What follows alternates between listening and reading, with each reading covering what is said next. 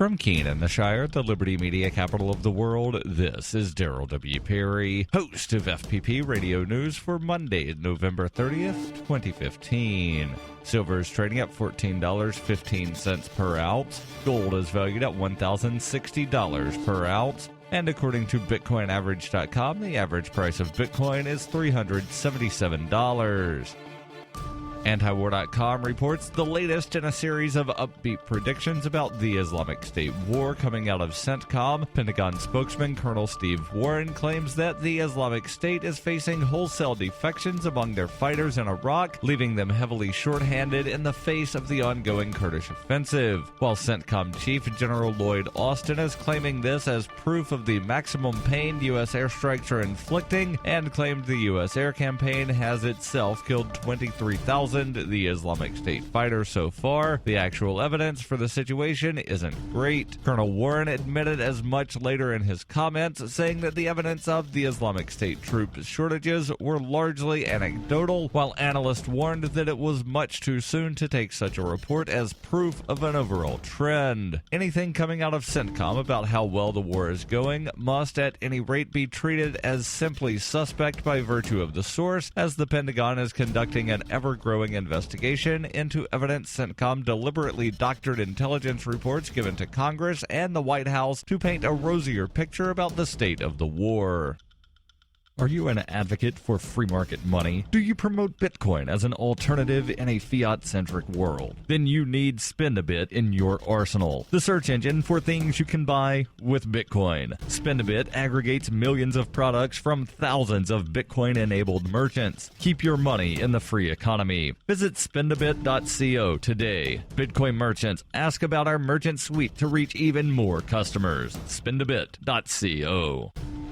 UPI reports the European Union on Sunday offered Turkey billions of dollars in aid as part of a deal to stanch the flow of migrants into Europe. The EU will give the Ankara government $3.2 billion and will revive talks for Turkey to enter the European Union in exchange for it keeping Middle Eastern refugees inside Turkish borders. The BBC quoted the Turkish Prime Minister, who stood in for President Erdogan at the meeting in Brussels, as saying it was an historic day in relations between Turkey and the EU. Under the agreement, Turkish citizens may be allowed access to the EU's 28 member states through the visa-free Schengen zone.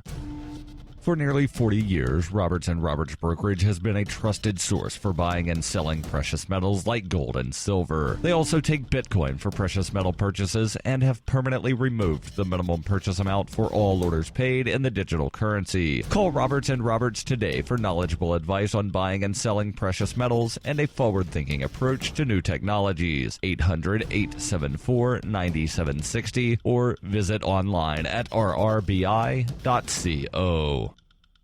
Reuters reports city leaders in Chicago on Sunday announced expansion of the police department's body-worn camera program in wake of the murder charge filed last week against an officer for shooting a teenager to death. Mayor Rahm Emanuel and Chicago Police Superintendent Gary McCarthy said additional cameras will enhance public trust, although their statement did not directly refer to the charge against Officer Jason Van Dyke. A video released last week shows Van Dyke shoot Laquan McDonald 16 times. The video of the October 2014 shooting by Van Dyke has triggered large civil rights protests in downtown Chicago. The video clip, taken by a camera mounted on the dashboard of a squad car, showed McDonald being shot as he turned away from officers. Police were responding to reports that McDonald had a knife and was suspected of burglarizing cars. Cameras worn by police involved in fatal shootings have led to unreasonable force accusations against police officers in recent cases around the country. Police say the cameras also document when officers act properly. 6 additional Chicago police districts will begin using body cameras by mid-2016 in a program funded by a $1.1 million federal grant matched equally by city funds, according to a news release. Emanuel said in the news release, expanding this successful program into 1/3 of the city will help enhance transparency and credibility, as well as strengthen the fabric of trust that is vital between police and the community. McCarthy said body cameras protect citizens and police, reduce complaints against police, and can be used as evidence and as a training tool. This has been FPP Radio News, online at fppradio.com.